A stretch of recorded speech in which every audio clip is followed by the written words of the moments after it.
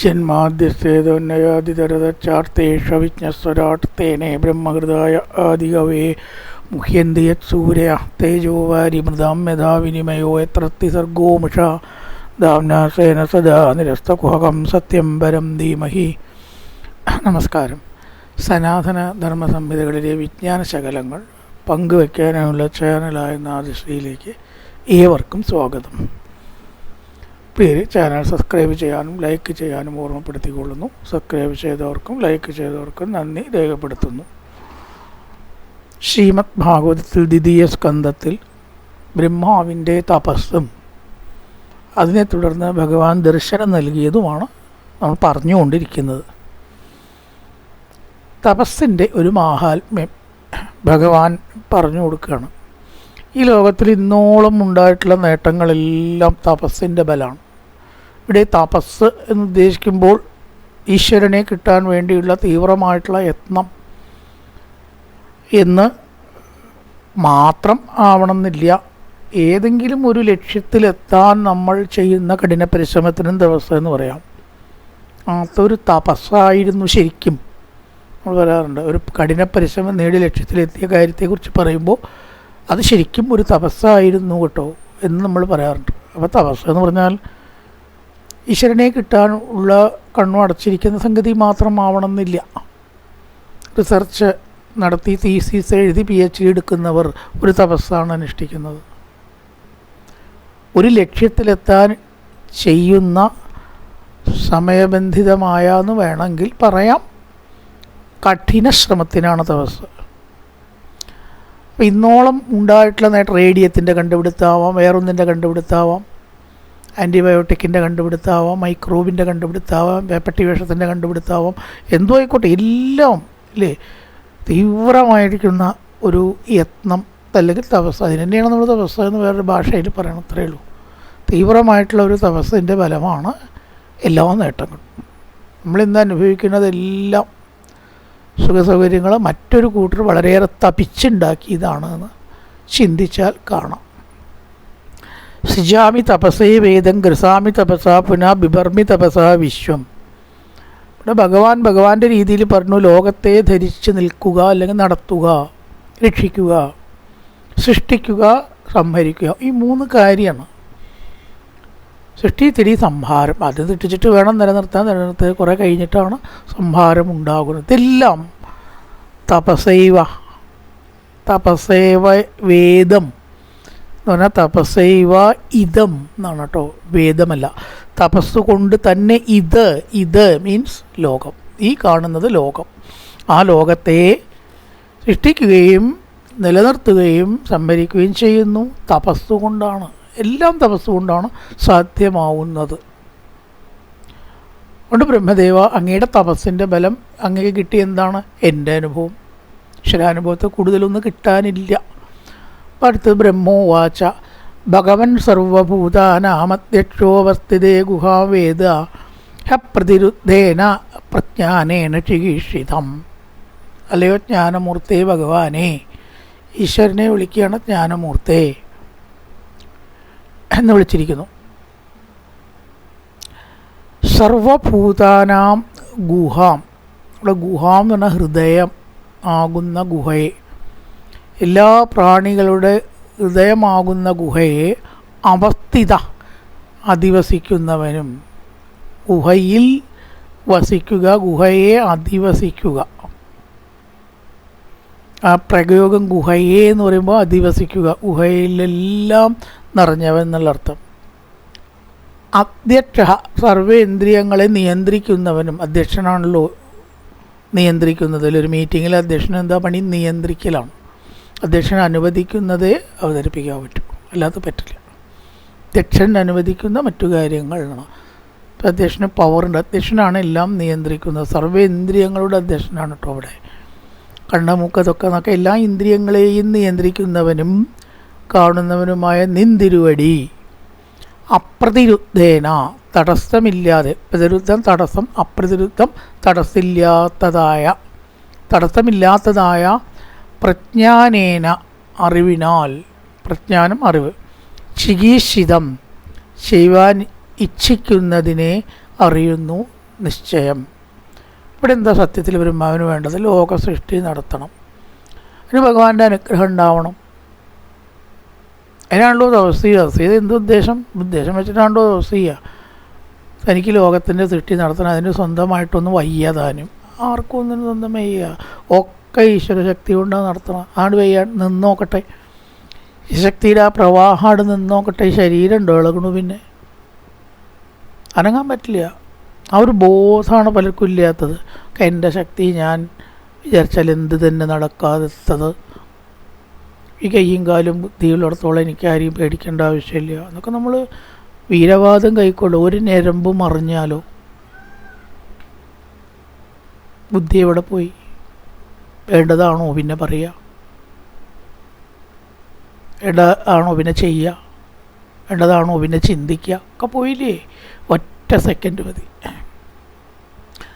അപ്പോൾ ഇതിനെ കേടുകൂടാതെ ഇങ്ങനെ നടത്തിക്കൊണ്ട് പോകുമ്പോൾ അത്ഭുതമില്ല. ചിന്തിച്ചാൽ മനസ്സിലാവും ഇതിനകത്തൊരു ശക്തിയുണ്ട്. ആ ശക്തി തന്നെയാണ് എല്ലാറ്റിനെയും നിയന്ത്രിക്കുന്നത്.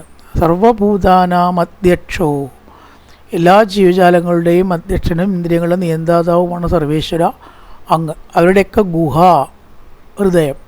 ഹൃദയത്തിൽ അധിവസിക്കുന്നവനെ വേദക്കപ്രതിരുദ്ധേന, യാതൊരു തടസ്സവും കൂടാതെ, പ്രജ്ഞാനേന ചികീർഷിതം, ഞാൻ ചെയ്യാൻ ആഗ്രഹിക്കുന്നതാണ് ഇവിടെ ചികീർഷിതം, സൃഷ്ടിയാണ്. അത് അങ്ങേക്ക് വേദ അറിയാം. വേദം എന്നുള്ള വാക്കിൻ്റെ അർത്ഥം തന്നെ അറിവ് എന്നാണ്. ഋഗ്വേദ സാമമന്ത്രം അത് ശാഖകളാണ്. അത് മാത്രമല്ല, വേദ എന്ന് പറഞ്ഞാൽ അറിവ് എന്നർത്ഥമുണ്ട്. വേദം വാക്കിനർത്ഥം വേദ അറിവ് എന്നാണ്. വേദങ്ങളിലൊക്കെ അറിവാണല്ലോ നിറച്ച് വെച്ചിരിക്കണം. അതുകൊണ്ട് അതിന് വേദം എന്ന് വന്നത്. ശരിക്കും വാക്കിൻ്റെ അർത്ഥം അറിവ്. എവിടെയൊക്കെ അറിയുക എന്നുള്ള ഇത് വരണം, അവിടെയൊക്കെ വേദ എന്ന വാക്ക് പ്രയോഗിക്കാം, തെറ്റില്ല. അങ്ങേക്ക് ഞാൻ എന്താണ് ആഗ്രഹിക്കുന്നത് എന്നല്ലയോ ഭഗവാനെ അറിയാം. എന്താണത്? ലോകത്തെ സൃഷ്ടിക്കുക. അങ്ങേക്കത് ഞാൻ പറയാതെ തന്നെ അറിയാമല്ലോ എന്നാണ് ബ്രഹ്മാവ് പറഞ്ഞത്. തഥാപി നാഥമാനത്യനാഥനാഥേനാദിതം പരാവരേ യഥാരൂപം ജാനീയാൻ തേത്തരൂപിണ. നാഥ സംബോധന. ഭഗവാനെ, നാഥമാനസ്യ മേ, രണ്ടാമത്തെ നാഥയുടെ അർത്ഥം മാറിയിട്ടോ. യാചിക്കുന്ന എൻ്റെ. നാഥമാന ആ വാക്കിന് യാചിക്കുക എന്നൊരർത്ഥമുണ്ട്. എന്തൊക്കെ അർത്ഥം ഒരു വാക്കിന്? നാഥ അല്ലയോ സ്വാമിൻ. അവിടെ നാഥൻ നമ്മൾ പറയുന്ന അർത്ഥം തന്നെയാണ്. ക്രിയ ആയിട്ട് വരുമ്പോഴൊക്കെയും അർത്ഥം മാറി. നാഥമാനസ്യ എന്താ അർത്ഥം? യാചിക്കുന്ന എൻ്റെ. നാഥിതം പ്രാർത്ഥനയെ. അവിടെ മൂന്നാമത്തെ നാഥിത പ്രാർത്ഥനയാണ്. നാഥയാ ദാനം ചെയ്താലും. 4 നാഥിൻ്റെ അവിടെ. നാഥമാനസ്യ, നാഥ, നാഥയ, നാഥിതം. ഇതൊക്കെ അർത്ഥം. നാഥ സംബോധന. നടുവിൽ രണ്ടാമത്തെ നാഥ സംബോധന. നാഥമാനസ്യ യാചിക്കുന്നതായ എന്നർത്ഥം. നാഥയ സാധിപ്പിച്ചാലും, ദാനം ചെയ്യുക എന്നുള്ള അർത്ഥമാണ് നാഥയ. ദാനം ചെയ്താലും. നാഥിതം ചോദിച്ചതിനെ ദാനം ചെയ്താലും. നാഥമാനസ്യ യാചിക്കുന്ന എൻ്റെ. യാജമാനൻ എന്ന് പറഞ്ഞാൽ അവിടെ കർത്താവാണ്, സബ്ജക്റ്റായിട്ടാണ് ഉപയോഗിക്കുന്നത്. യാചിക്കുന്നതായിട്ടുള്ള എൻ്റെ ഇതിന് പ്രാധാന്യം. യാചിക്കുന്നതായിട്ടുള്ള എൻ്റെ അല്ലയോ നാഥ. നാഥിതം നാഥയ. ചോദിക്കപ്പെട്ടത് സാധിപ്പിച്ചാലും ദാനം ചെയ്താലും. ഞാൻ എന്താണ് ചോദിച്ചത് എങ്കിൽ നാഥമാനസ്യ, നാഥിതം നാഥയ. ചോദിച്ചത് അങ്ങ് ദാനം ചെയ്താലും. നാഥമാനസ്യ ചോദിക്കുന്ന എൻ്റെ. നാഥ സംബോധന. നാഥയ ദാനം ചെയ്താലും. നാതീതം ചോദിച്ചതിനെ, ചോദിക്കപ്പെടുന്നതായിട്ടുള്ള ഞാൻ ചോദിച്ചത്, രണ്ട് നാഥയല്ലോ, അങ്ങ് ദാനം ചെയ്താലും. പരാവരേ യഥാരൂപേ ജാനീയാന്തേ തരൂപിണ. പരാവരേ രൂപേ, സ്ഥൂലസൂക്ഷ്മങ്ങളെ യഥാ ജാനീയം അറിയുമോ. ലോകത്തിൽ രണ്ട് തരത്തിലുള്ള വസ്തുക്കളുണ്ടത്, ഒന്ന് സ്ഥൂലവും ഒന്ന് സൂക്ഷ്മവും. തർക്കമറ്റതാണ്. ഒന്ന് നമുക്ക് നഗ്നനേത്രങ്ങളെ കൊണ്ട് കാണാവുന്നത്, ഒക്കെ സ്ഥൂലമാണ്. പിന്നൊന്നോ നഗ്നനേത്രങ്ങളെ കൊണ്ട് കാണാൻ കഴിയാത്തത്. എന്നാൽ അതില്ല എന്നല്ല അതിൻ്റെ അർത്ഥം. മൈക്രോസ്കോപ്പ് വെച്ച രോഗാണുക്കളെ കാണുന്നില്ലേ, കണ്ണുകൊണ്ട് കാണാൻ പറ്റാത്ത വസ്തുക്കളെ കാണുന്നില്ലേ, അവയൊക്കെയാണ് സൂക്ഷ്മം. വളരെ വ്യക്തമായിട്ടുള്ള അർത്ഥമാണ്, അതിന് സംശയമൊന്നുമില്ല. പിന്നെയോ മൈക്രോസ്കോപ്പ് കൊണ്ട് കാണാൻ കഴിയാത്തതും ഉണ്ട്. മൈക്രോസ്കോപ്പ് കൊണ്ട് കാണാൻ കഴിയാത്തതും ഉണ്ട്. അതെങ്ങനെ കാണാൻ അറിയാം? അനുഭവിക്കാനേ പറ്റും. ഭാവങ്ങൾ, ഈശ്വരൻ്റേതായിട്ടുള്ള ഭാവങ്ങൾ ചിന്താശക്തി കൊണ്ടും ഉപാസന കൊണ്ടും നമ്മൾ അനുഭവിക്കുക, നേടുക. മൈക്രോസ്കോപ്പൊന്നും വെച്ചാൽ ഈശ്വരനെ കാണില്ല, ഏത് സൂക്ഷ്മദർശിനി വെച്ചാലും കാണില്ല. പക്ഷെ കാണാം, അല്ലെങ്കിൽ അനുഭവിക്കാം. എങ്ങനെയാ? ഈശ്വരനെ നമ്മൾ ഉപാസിച്ച കിട്ടുന്ന ഒരു അനുഭവം ഉണ്ടല്ലോ, അതാണത്. അത് സൂക്ഷ്മം എന്ന് പറയും. അപ്പോൾ അതിനെയും അറിയണം. കാണാൻ പറ്റാത്തതിനെ, തത്വങ്ങളെ, ഈശ്വര തത്വത്തെ അറിയണം. കാണാൻ കഴിയുന്ന ഈ പ്രപഞ്ചത്തെക്കുറിച്ചും അറിയണം. കാണാൻ കഴിയുന്നു എന്നുള്ളത് കൊണ്ട് അറിഞ്ഞുകൊള്ളണമെന്നില്ല. ഉണ്ടോ? അറിഞ്ഞുകൊള്ളുന്നില്ല. എയറോപ്ലെയിൻ നമ്മൾ കാണുന്നത് എങ്ങനെ പ്രവർത്തിക്കണം നമുക്കറിയോ? വണ്ടി ഓടുന്നത് എങ്ങനെ പ്രവർത്തിക്കണം നമുക്കറിയോ? ബൾബ് കത്തുന്നത് എങ്ങനെ കത്തണം നമുക്കറിയോ? അപ്പോൾ കണ്ടതൊന്നും അറിയണം എന്നില്ല, കാണുന്നു, ഇത്രയേ ഉള്ളൂ. അത് പോരാ, അതിനെക്കുറിച്ചുള്ളൊരു അറിവും കൂടി എനിക്ക് ഉണ്ടാകണം എന്നാണ് ഭാവം. കണ്ടതും കാണാത്തതും സൂക്ഷ്മവുമായിട്ടുള്ള കാര്യം. ജാനീയാം തേ തരൂപിണ. ഏത് വിധത്തിൽ ഞാൻ അറിയുമോ അപ്രകാരം അങ്ങ് എനിക്ക് വരം തന്നാലും. നാഥ സംബോധന. നാഥമാനസ്യ ചോദിക്കുന്നതായിട്ടുള്ള എനിക്ക്, നാഥിതം ചോദിച്ചത് നാഥയാ തന്നാലും. മനസ്സിലായല്ലോ? നാഥമാനസ്യ നാഥമാനസ്യ നാഥിതം നാഥയ. ചോദിച്ചു കൊണ്ടിരിക്കുന്ന എനിക്ക് നാഥിതം ചോദിക്കുന്നത് നാഥയ തന്നാലും. എന്താ? പരാപരേ യഥാരൂപം. സ്ഥൂലമായിട്ടുള്ളതും സൂക്ഷ്മമായിട്ടുള്ളതിനെക്കുറിച്ചുള്ള അറിവ്. എന്തിനാത്? സൃഷ്ടിക്കാനായിക്കൊണ്ട്. അങ്ങനെ അതിനെക്കുറിച്ചുള്ള അറിവുണ്ടെങ്കിൽ സൃഷ്ടിക്കാൻ പറ്റുള്ളൂ. അപ്പോൾ അതിനെക്കുറിച്ചുള്ള അറിവ് എനിക്ക് നൽകിയാലും. യഥാത്മമായ യോഗേന നാനാശക്തി ബഭൃംഹിതം വിലുംബൻ വിസൃജൻ ഗൃഹ്ണൻ ബിഭ്രതാത്മാനമാത്മന ക്രീഡസ്യ മോഹസങ്കൽപ്പൂർണനാഭിര്യഥോർണതേ തഥാ തദ്വിഷയാൻ ദേഹി മനീഷാം മയി മാധവ. വ്യക്താക്കാണ് എന്താണ് തനിക്ക് വേണ്ടത്. ആത്മമായ യോഗേന ഇച്ഛാമാത്രത്താൽ, മായ ഭഗവാന്റെ മായയാണ് പ്രപഞ്ച പ്രവർത്തനങ്ങൾ മുഴുവനും. ഭഗവാന്റെ മായ, ഇല്ലാത്തത് ഉണ്ട് എന്ന് തോന്നിക്കുക. അതിനടിസ്ഥാനം ഭഗവാന്റെ ഒരു കേവലം ഇച്ഛ. പരിശ്രമിക്കുക, ഓട്, അധ്വാനിക്കുക, ഒന്നും ഭഗവാൻ ആവശ്യമില്ല. ഏത് കാര്യവും അവിടെ ചിന്തിക്കുക, അവിടെ നടക്കുക, അത്രയേ ഉള്ളൂ. ആർക്കെങ്കിലും പറ്റണ കാര്യമാണോ അത്? ഒരു ഭാഗത്ത് ഇരുന്നാട് ചിന്തിച്ചാൽ എല്ലാം നടക്കുക. അതാണ് ഭഗവാൻ. അവിടെ വേണം ആത്മമായ എന്ന പദം പ്രയോഗിച്ചിരിക്കുന്നു. തൻ്റെ മായ കൊണ്ട്, മായായോഗ ശക്തി കൊണ്ട്, ആത്മന സ്വരൂപം കൊണ്ട് തന്നെ, ആത്മാനം. സംസ്കൃതത്തിൽ ഈ വിവിധ വിഭക്തികൾ ഇങ്ങനെ പ്രയോഗിക്കുകയാണ്. അപ്പോൾ നമുക്കത് പഠിക്കുകയും ചെയ്യും കൂട്ടത്തിൽ. ആത്മാനം സ്വരൂപത്തെ, ബിപ്രത് ഭരിക്കുന്നവനായിട്ട്, നാനാശക്തി ഉപബൃംഹിതം നാനാവിധ ശക്തികളാൽ വിപുലമാക്കപ്പെട്ടിരിക്കുന്ന ലോകത്തിനെ, ഇത് എന്ന് പറഞ്ഞൊക്കെ ഇവിടെ ലോകമാണ്. ഇത് ഒരു പ്രോനൗണായിട്ട് അങ്ങോട്ട് പ്രയോഗിച്ചിരിക്കുകയാണ്. ഇതം എന്ന് പറയുന്നത് ഈ കാണുന്നത് ലോകത്തെ,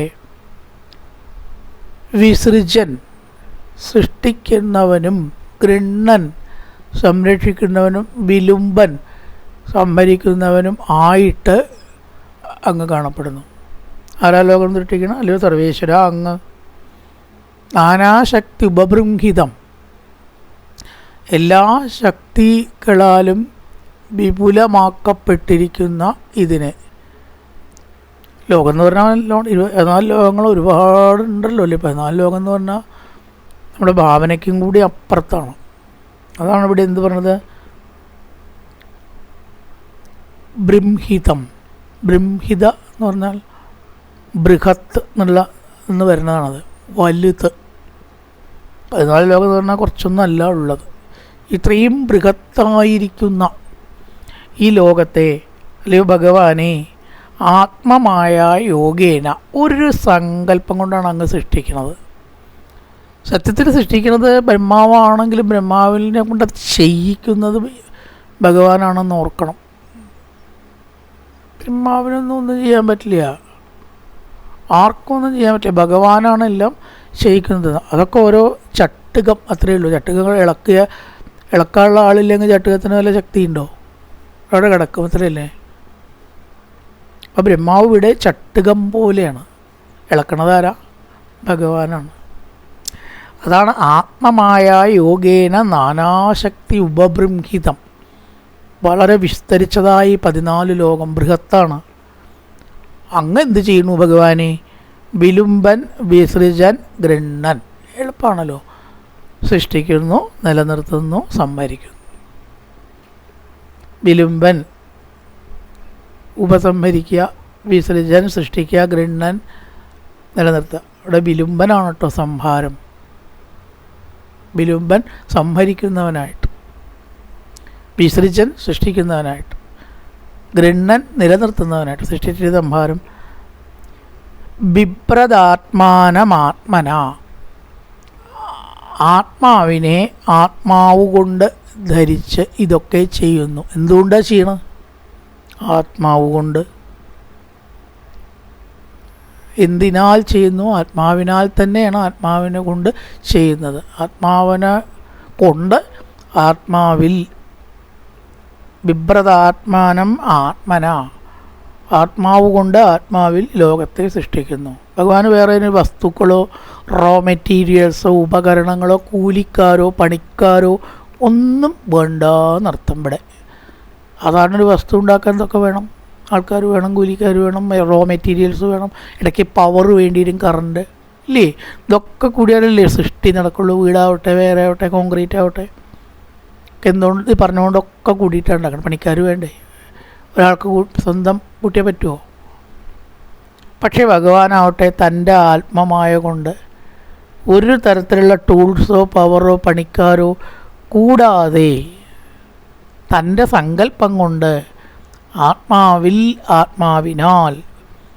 എവിടെയാണ് സൃഷ്ടിക്കണം? ആത്മാവിൽ. എന്തിനാൽ? ആത്മാവിനാൽ. കൂലിക്കാർ വേണ്ട, പവർ വേണ്ട, റോ മെറ്റീരിയൽസ് വേണ്ട, മെഷീൻസ് വേണ്ട, ഒന്നും വേണ്ട. ആത്മാവിനാൽ, ആത്മാവിൽ സൃഷ്ടിക്കുന്നു. ബിഭ്രതാത്മാനം ആത്മന, ആത്മന ആത്മാവിൽ, ആത്മാനം സൃഷ്ടിക്കുന്നു. ക്രീഡസ്യ മോഹസങ്കൽപ്പ ഉർണനാഭിർയതോർണുദേ തഥാ തദ്വിഷയാം ദേഹി മനീഷാം മയി മാധവ. ഹേ മാധവ. അവസാനത്തെ സംബോധന. ഏതുപോലെ? നേരത്തെ പറഞ്ഞതിൻ്റെ ഒരു ഉപമ പറഞ്ഞിരിക്കുക, അതന്നെ കാര്യം. എങ്ങനെയാണ് സൃഷ്ടിച്ച് നിലനിർത്തി സംഭരിക്കണത്? അതേപോലെ എന്നൊരു ഉപമ ഇവിടെ പറഞ്ഞു എന്ന് മാത്രമേ ഉള്ളൂ. ആ വരിയിൽ വേറെ ഒരു അർത്ഥമില്ല. ഊർണനാഭിർ യഥോർണതേ, യഥോർണുതേ. ഊർണനാഭി 8 കാലി. എങ്ങനെയാണ് അങ്ങനെ വാക്ക് വന്നത്? ഊർണനാഭിയിൽ 8 എന്നും കാലി എന്നും അർത്ഥം വരണ വാക്കില്ലല്ലോ. ഇല്ല, 8 ഇല്ല, കാലി ഇല്ല. പിന്നെ എങ്ങനെ ഊർണനാഭി 8 കാലിയായി? അത് ഊർണനാഭിയുടെ ഒരു സ്വഭാവം കൊണ്ടാണ് ആ പേര് വന്നത്. ഊർണം എന്ന് പറഞ്ഞാൽ നൂല് എന്നർത്ഥമാണ് സംസ്കൃതത്തിൽ. നൂല്. നാഭി എന്ന് പറഞ്ഞാലോ പൊക്കിൾ സ്ഥാനത്ത് നിന്ന് ഈ 8 കാലി നൂല് ഉണ്ടാക്കുന്നു. അതിനങ്ങനെ ഒരു കഴിവുണ്ട്. നമുക്ക് നമ്മുടെ നാഭിയിൽ നിന്ന് നൂലുണ്ടാക്കാൻ കഴിവില്ല. ഓ, ഓരോ ജീവികൾക്ക് ഓരോ കഴിവാണല്ലോ. അതുകൊണ്ടാണത് വല കെട്ടി വല വിരിച്ച് അവിടെ ഇരുന്ന് അതിൽ വരുന്ന ഈച്ച കൊതുക് മുതലായതിനെ പിടിച്ച് ചെന്ന് ജീവിക്കണത്. എട്ടുകാലിൻ്റെ ജീവിതം അങ്ങനെയാണ്. അത് കഴിഞ്ഞാൽ ഈ നൂലിനെ അതിൻ്റെ ഉള്ളിലേക്ക് തന്നെ ആക്കാനും അതിന് കഴിവുണ്ട്. വല്ലാത്തൊരു കഴിവാണ്. നമുക്കൊന്നും ഈ പുറത്തേക്ക് വന്നതിന് ഉള്ളിലേക്ക് ആക്കാനുള്ള കഴിവില്ല. ഉണ്ടോ? ഒന്നുമില്ല. പുറത്തേക്ക് വന്നതിന് ഒന്നിനെയും നമുക്ക് ഉള്ളിലേക്ക് ആക്കാനുള്ള കഴിവില്ല. എട്ടുകാലിക്ക് അതുണ്ട്. ഊർണനാഭി എന്നതാണ് അതിന് പേര് വരാൻ കാരണം.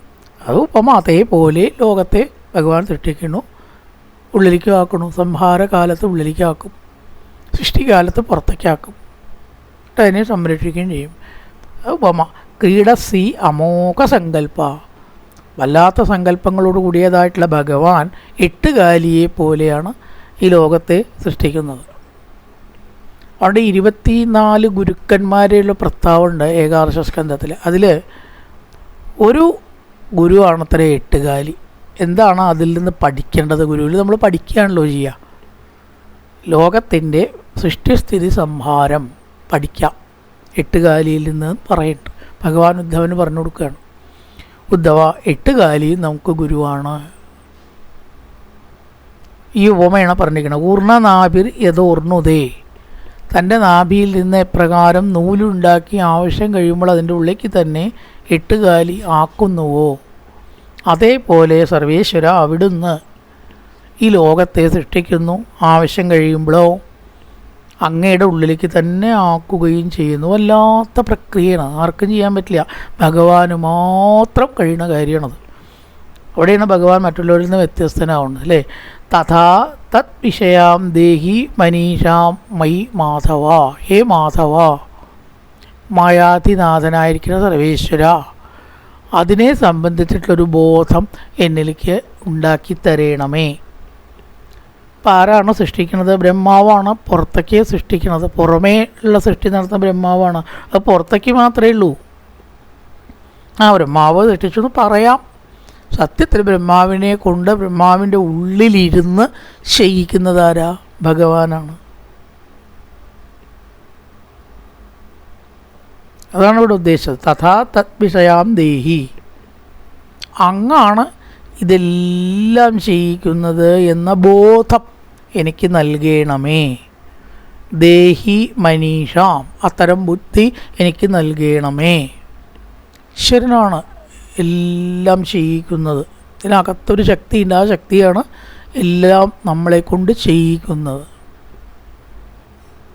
ശരിക്കും പറയാച്ചാൽ നല്ലൊരു ഉദാഹരണം എന്താ വെച്ചാൽ, അങ്ങനെ ഉണ്ടോ? ഒരാൾ ഒരു തർക്കം ചോദിച്ചു, അല്ലെങ്കിൽ ഒരു സംശയം ചോദിച്ചു, അങ്ങനെ ഉണ്ടോ ഉള്ളിലിരുന്ന് ജീവിക്കുന്നത്? ഉത്തരം വളരെ വ്യക്തമായിട്ട് കാണാം. നമ്മൾ മറക്കാറ് പതിവുണ്ട്, അല്ലേ? ചില സംഗതികൾ മറക്കാറുണ്ട്. അയ്യോ, ഞാൻ ഫോൺ എടുത്തില്ല കേട്ടോ. പഠിക്കലെത്തിയപ്പോഴാണ് ഓർമ്മ, ഒന്നെടുത്തുകൊണ്ടൊരു ഞാൻ ഈ മടങ്ങണില്ല. എന്താണ് ഈ മറക്കാൻ കാരണം? നമ്മൾ മറന്നതല്ലല്ലോ. നമ്മൾ വേണമെന്ന് വിചാരിച്ച് മറന്നതാണോ? അല്ല. അപ്പം ആര് മറപ്പിച്ചു? ഒരു ശക്തിയില്ലേ? ചിലപ്പോൾ വളരെ കൃത്യമായിട്ടോ അത്ഭുതകരമായിട്ടോ നമ്മൾ ചിലത് ഓർക്കുന്നത് കാണാം. എന്തോ ദൈവാധീനം കൊണ്ട് എനിക്കെല്ലാം ഓർമ്മ ഉണ്ടായിട്ടോ. അപ്പം അത് ഓർമ്മയില്ലെങ്കിൽ ഞാൻ എടുത്തില്ല. എന്തോ എനിക്ക് ഓർമ്മയുണ്ടായി, ആവശ്യം വന്നാൽ ഉപയോഗിക്കാമെന്ന് പറഞ്ഞിട്ട് ഞാൻ എൻ്റെ ആധാർ കയ്യിൽ വെച്ചു. അതവിടെ വളരെയേറെ ഉപകാരമായി. സത്യത്തിൽ വേണമെന്ന് വെച്ചിട്ട് വെച്ചതൊന്നുമല്ല, വെറുതെ ഇരിക്കട്ടെ. അപ്പോൾ ആരും ഓർമ്മിപ്പിച്ചു. അങ്ങനെ നോക്കിയാൽ നമുക്ക് മനസ്സിലാവും, നമ്മളെ നിയന്ത്രിക്കുന്നത് നമ്മളല്ല. പലപ്പോഴും ഓർമ്മ നമ്മുടെ നിയന്ത്രണത്തിലല്ല. അങ്ങനെയാണെങ്കിൽ ആരും ഈ ലോകത്തിൽ ഒന്നും മറക്കില്ല. മറക്കുമോ? പരീക്ഷ പാസ്സായിട്ട് ഏതെങ്കിലും പോയിൻ്റ് മറക്കണം എന്ന് ആർക്കെങ്കിലും പഠിക്കുമോ? അങ്ങനെ ഒക്കെ ഓർമ്മയുണ്ടാവണം വെച്ചിട്ടാണ് പഠിക്കുക. അവിടെ എത്തുമ്പോൾ കുറേ ഓർമ്മയുണ്ടാവും, കുറേ ഓർമ്മയുണ്ടാവില്ല. അപ്പോൾ പരീക്ഷയൊക്കെ കാലം വന്ന അമ്പലത്തിൽ വഴിപാടുകളും പായസമൊക്കെ കൂടുന്ന കാണാം, അല്ലേ? എല്ലാ അമ്പലത്തിലും കാണുന്നത് എന്താ അറിയോ? പരീക്ഷ നേരെ പാസ്സാവാൻ വേണ്ടിയിട്ടാണ് വഴിപാട് കഴിക്കണേ. ഭഗവാനെയൊക്കെ ഓർമ്മയുണ്ടാവണേ. എൻ്റെ ഓർമ്മയൊന്നും എൻ്റെ നിയന്ത്രണത്തിലല്ല. നമ്മുടെ ഓർമ്മ നമ്മുടെ നിയന്ത്രണത്തിലാണെങ്കിൽ നമ്മളൊന്നും മറക്കില്ല. പിന്നെ നമ്മുടെ നിയന്ത്രണത്തിലല്ല. അതാണ് യാ ദേവി സർവഭൂതേഷു സ്മൃതി രൂപേണ സംസ്ഥിത. ദേവിമാത്മ്യത്തിൽ പറയും, ദേവിയെ പറയുമ്പോൾ ഓർമ്മയായിട്ട് നിൽക്കുന്നത് അമ്മയാണ്. ക്രീഡ, അതാണ് യഥാ തത് വിഷയാം ദേഹി മനീഷ മയി മാധവ. എൻ്റെ ഈ വക ബുദ്ധി എല്ലാം അവിടുന്നാണ് നടത്തുന്നത് എന്ന ബുദ്ധി എനിക്ക് ചെയ്യണമേ. ആ ഓർമ്മ എപ്പോഴും ഉണ്ടാവണേ. ഭഗവച്ചിച്ചിതമഹങ്കരവാണിക്യതന്ത്രിത നേകമാന പ്രജാസർഗം ബുദ്ധേയം യദനുഗ്രഹാൽ. ഭഗവൻ ശിക്ഷിതം നിന്തിരുവടിയാൽ ആജ്ഞാപിക്കപ്പെട്ട. അവിടെ ശിക്ഷിതം ആജ്ഞാപിക്കുക ഒരർത്ഥമുണ്ട്. വിദ്യാഭ്യാസത്തിൽ പഠിക്കുക എന്നൊരർത്ഥമുണ്ട് ശിക്ഷ എന്നുള്ളതിന്. ഇവിടെ നിന്തിരുവടിയാൽ ആജ്ഞാപിക്കപ്പെട്ട പ്രജാസർഗം, പ്രജാസൃഷ്ടിയെ ഭഗവാനാണ് ബ്രഹ്മാവിനോട് സൃഷ്ടിക്കാൻ ആജ്ഞാപിക്കുന്നത്. ഒരു സർവീശ്വര, അങ്ങ് ആജ്ഞാപിച്ച സൃഷ്ടികർമ്മം, ആ സൃഷ്ടികർമ്മത്തെ അതന്ത്രിത, മടിയില്ലാത്തവനായിട്ട് അഹം കരവാണി, ഞാൻ ചെയ്യാം. അങ്ങ് പറഞ്ഞാൽ ചെയ്യാണ്ടിരിക്കാൻ പറ്റില്ലല്ലോ, ചെയ്യൽ നിർബന്ധമാണ്. അങ്ങ് പറഞ്ഞു കഴിഞ്ഞാൽ പിന്നെ അപ്പുറം വേറൊരു നിയമമോ ശാസനയോ ഇല്ല. അതന്ത്രിത, യാതൊരു സങ്കോചവും മടിയും കൂടാതെ. ചെയ്യണോ ചെയ്യണ്ടേ, ആ ചോദ്യത്തിന് അവിടെ പ്രസക്തിയില്ല. ചെയ്തേ പറ്റൂ. ഡ്യൂട്ടി എപ്രകാരം നമുക്ക് ബൗണ്ടായി തീരുന്നുവോ അതുപോലെ ബ്രഹ്മാവിന് സൃഷ്ടി ചെയ്യേണ്ടതാണ്. നമുക്ക് നമ്മുടെ കർമ്മങ്ങളും ചെയ്യേണ്ടത് തന്നെയാണ്. നിയതം കുരു കർമ്മത്വം ഗീതയിൽ പറഞ്ഞിരിക്കുന്നു. ചെയ്യണോ വേണ്ടേ, എങ്ങനെ രക്ഷപ്പെടാം ചിന്തിക്കണ്ട.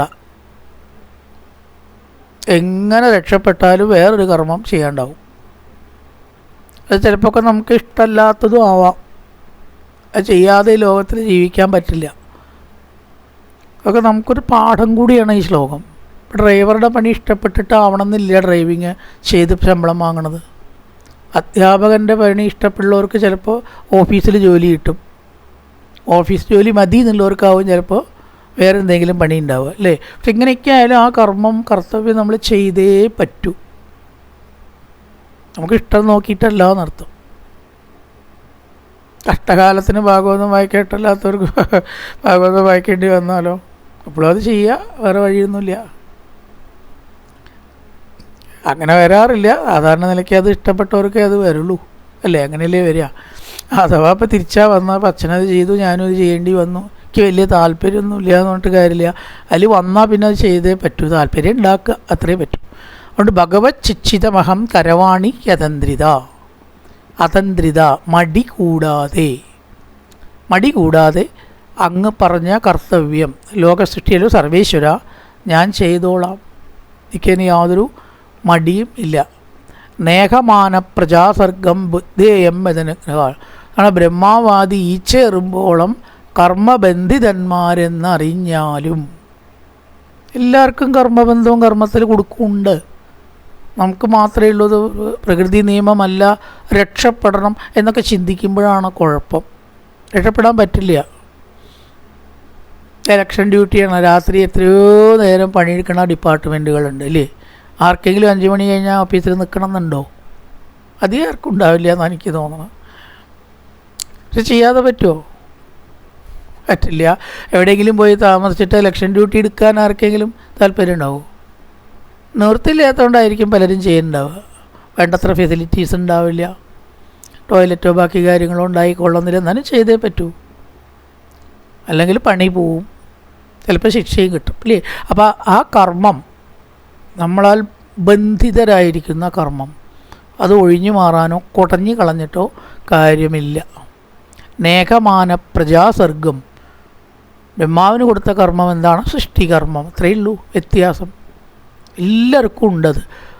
രേഖമാന പ്രജാസർഗം ബുദ്ധിയേയം യദനുഗ്രഹാൽ. സർവേശ്വര അവിടുത്തെ അനുഗ്രഹം കൊണ്ട് എനിക്കത് അനായാസേന ചെയ്യാൻ സാധിക്കണമേ. എങ്ങനെയാണ്? കർമ്മബന്ധങ്ങൾ നമ്മളെ ബാധിക്കാത്ത വിധം ചെയ്യണം, ബന്ധത്തിൽ കുടുങ്ങാതിരിക്കുക, അതാണ് വേണ്ടത്. കർമ്മം അനായാസേന ആയിത്തീരാൻ എന്താണ് മാർഗം? 2 തരത്തിൽ കർമ്മം ചെയ്യുക ആൾക്കാർ. ഒന്ന്, ബന്ധിതരായിട്ട് ബുദ്ധിമുട്ടി ചെയ്യേണ്ടി വന്നല്ലോ എന്ന് വിചാരിച്ചിട്ട് ചെയ്യണവർക്ക് ക്ലേശം കൂടും. ചില ആൾക്കാർ സ്വാഭാവികമായിട്ട് അതങ്ങനെ ചെയ്യണു, അവർക്കൊരു വിഷമമില്ല, അത് അവരുടെ ഒരു ഡ്യൂട്ടി ആയിട്ട് അംഗീകരിച്ചിട്ടുണ്ട്, അവർക്ക് വിഷമം കുറയും. അവരതിനെപ്പറ്റി ചിന്തിക്കണമൊന്നുമില്ല, അങ്ങനെ ചെയ്യേണ്ടി വന്നല്ലോ എന്നൊന്നും വിചാരിച്ചിട്ടല്ല ചെയ്യണത്. അവർക്ക് വിഷമം കുറയും. നിർബന്ധിതരായിട്ട് ചെയ്യിക്കുന്ന പോലെയുള്ളവർക്ക് വിഷമം കൂടും. അപ്പോൾ ഗീതയിൽ വലിയൊരു സന്ദേശം കൊടുക്കേണ്ട, അർജുന, കർമ്മം നീ ചെയ്യില്ല അല്ലെങ്കിൽ ചെയ്യണ്ട എന്ന് വെച്ചാലും മായ അതിൽ നിന്നെ പ്രവർത്തിപ്പിക്കും. കർമ്മം നിനക്ക് ചെയ്തേ പറ്റൂ. അപ്പോൾ ഒരു വിധത്തിലും അതിനോടിഷ്ടമില്ലാതെ വഴങ്ങാത്ത മനസ്സോടുകൂടി ചെയ്യുമ്പോൾ ക്ലേശം വളരെയധികം കൂടും. അപ്പം നല്ലതെന്താ? അത് ചെയ്യണം, അതെൻ്റെ ധർമ്മമാണ്, അതിൽ നിന്ന് ഒഴിഞ്ഞു മാറാൻ ശ്രമിക്കാതെ അതാണ് ചെയ്യുക. അപ്പോൾ അതിൻ്റെ ക്ലേശം കുറയും. ഞാനത് ചെയ്യേണ്ടവനാണ്. അതിനോടുകൂടി വലുതായിരിക്കുന്ന നിർബന്ധ ബുദ്ധികൾ ഉപേക്ഷിക്കുക. അങ്ങനെ വേണം, ഇങ്ങനെ വേണം, വേറെ തരത്തിൽ വേണം, ഇന്ന ഫലം അതിന് വേണം, ഇന്ന രീതിയിലാവണം, ഇതൊന്നും നമ്മൾ നിശ്ചയിക്കാതിരിക്കുക. കർമ്മബന്ധങ്ങളില്ലാതെ ചെയ്യുക. എങ്ങനെ വെച്ചാൽ അങ്ങനെ ചെയ്യുക. ചെയ്യാതിരിക്കരുത്, ഇനിയും അത് പാടില്ല. ഇത്രയേ ഉള്ളൂ. അതിന് നമ്മൾ തയ്യാറായാൽ ഒരു കർമ്മവും നമ്മളെ ദുഃഖിപ്പിക്കില്ല. അതാണ് ഇപ്പോൾ ഇവിടെയും പറയണത്. ഏതൊരു ഭഗവാന്റെ അനുഗ്രഹം കൊണ്ടാണ് പ്രജാസൃഷ്ടിയെ കർമ്മബന്ധമില്ലാതെ നേഹമാന കർമ്മബന്ധമില്ലാത്തവനായിട്ട് ഞാൻ ചെയ്യുമോ, അങ്ങനെയുള്ള അനുഗ്രഹം വലിയ സർവേശ്വര എനിക്ക് നൽകണമേ. കർമ്മം ബന്ധമല്ലാതിരിക്കുന്നത് എപ്പോൾ ആണ് അവിടെ ചോദ്യം. ചക്ക മുറിക്കുന്ന സമയത്ത് മുളഞ്ഞ് കയ്യിൽ പറ്റാതെ മുറിക്കാനുള്ള മാർഗം വെളിച്ചെണ്ണ പുരട്ടലാണ്. വെളിച്ചെണ്ണ പുരട്ടിയാൽ ചക്ക മുറിക്കൽ നടക്കുകയും ചെയ്യും, മുളഞ്ഞ് ബന്ധം കയ്യിലുണ്ടാവില്ല, അല്ലേ? അതേപോലെ ഈശ്വര അധിഷ്ഠാനവും ഈശ്വരഭക്തിയും, ഈശ്വരനാൽ സൃഷ്ടിക്കപ്പെട്ടതാണ് ഈ ലോകം എന്നൊക്കെയുള്ള ബോധം ഉണ്ടാവുക. ഈശ്വരനെ ഓർക്കുക, ഭക്തിയോടുകൂടി ഈശ്വരനെ ഓർത്ത് മനസ്സ് ഭഗവാങ്കൽ സമർപ്പിക്കുക. കർമ്മത്തിൽ കൊടുക്കണ്ട, അത് നടന്നോളും. കർമ്മം ചെയ്ത് നോക്കൂ, ആ കർമ്മം നമ്മളെ ദുഃഖത്തിന് കാരണമാക്കില്ല എന്നൊരു തത്വമാണ് സത്യത്തിൽ ബ്രഹ്മാവിൻ്റെ ഈ സംഭാഷണത്തിൽ കൂടെ നമ്മളെ ധരിപ്പിച്ചിരിക്കുന്നത്. കായേന വാചാ മനസേന്ദ്രിയർവാ ബുദ്ധ്യാത്മനാ വാ പ്രകൃതി സ്വഭാവാത് കരോതി യദ്യത് സകലം പരസ്മൈ നാരായണായേതി സമർപ്പയാമി.